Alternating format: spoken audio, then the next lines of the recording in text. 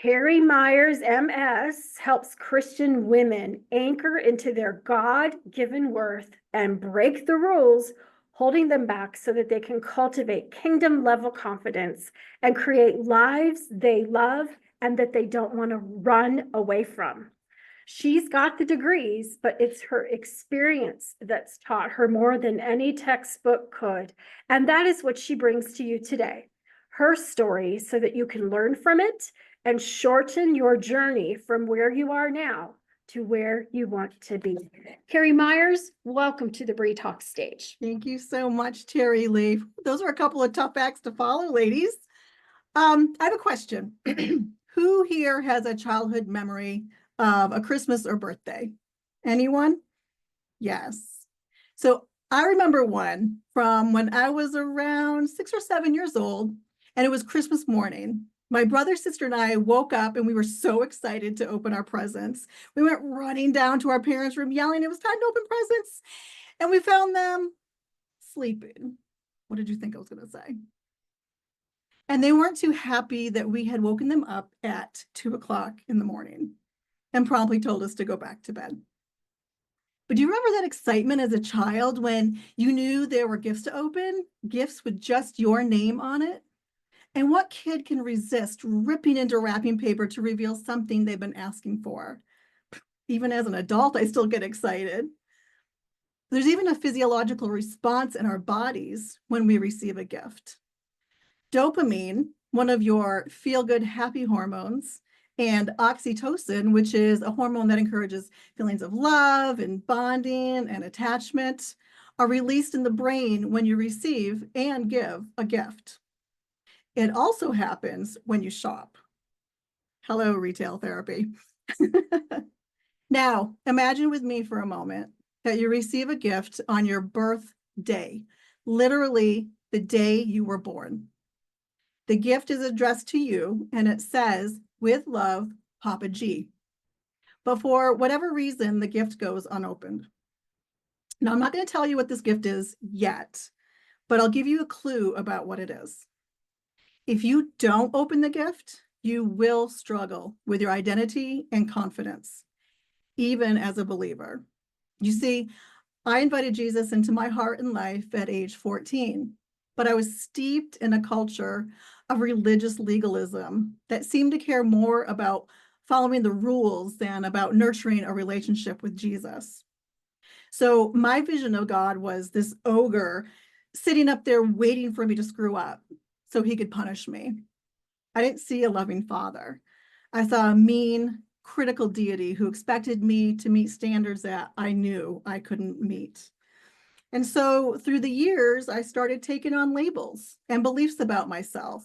I was unlovable, selfish, ugly, weak. I was not smart enough, thin enough, talented enough, pretty enough. I felt like I didn't belong or fit in anywhere, even though I'd really tried. And I felt like I couldn't do anything right. Have any of you felt any of these things? Anything similar?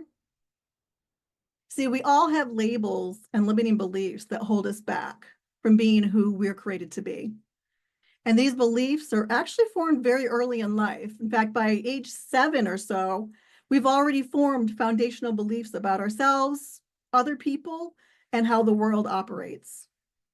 And as these labels and beliefs add up through the years, it just becomes so heavy and exhausting.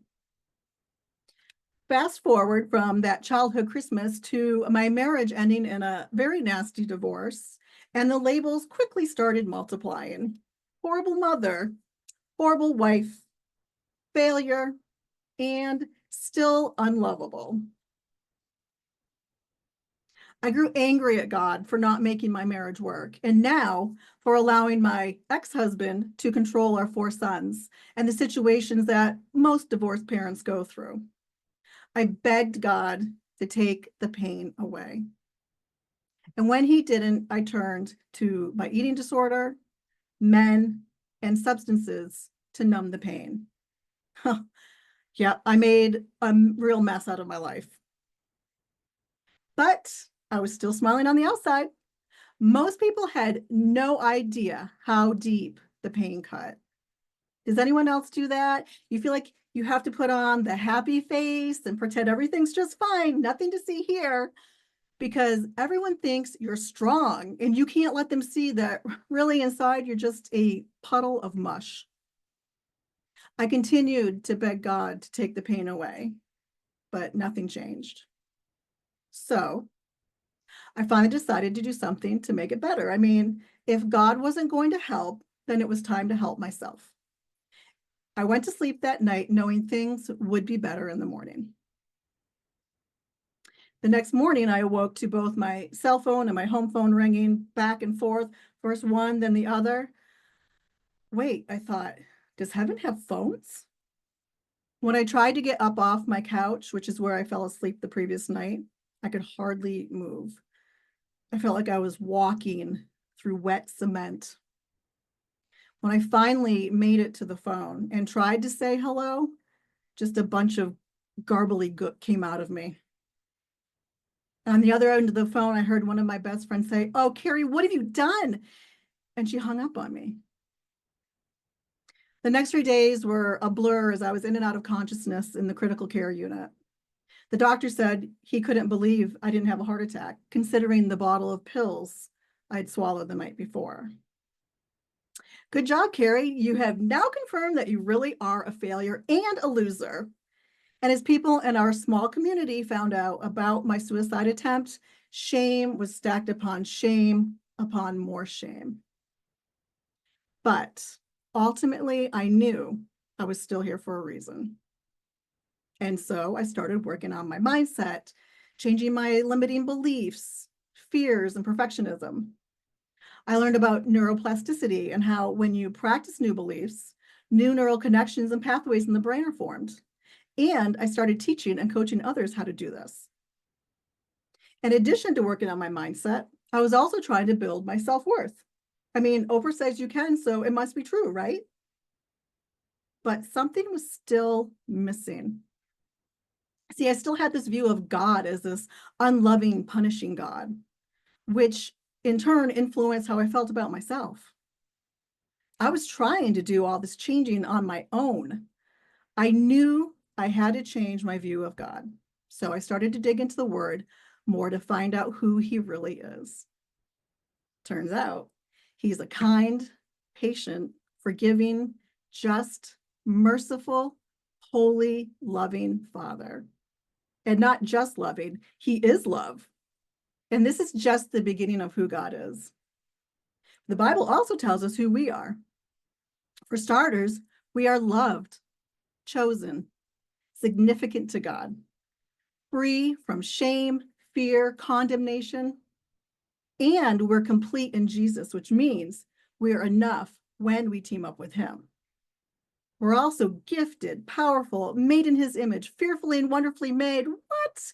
Stop for a minute and just soak that all in. Again, that's just the beginning.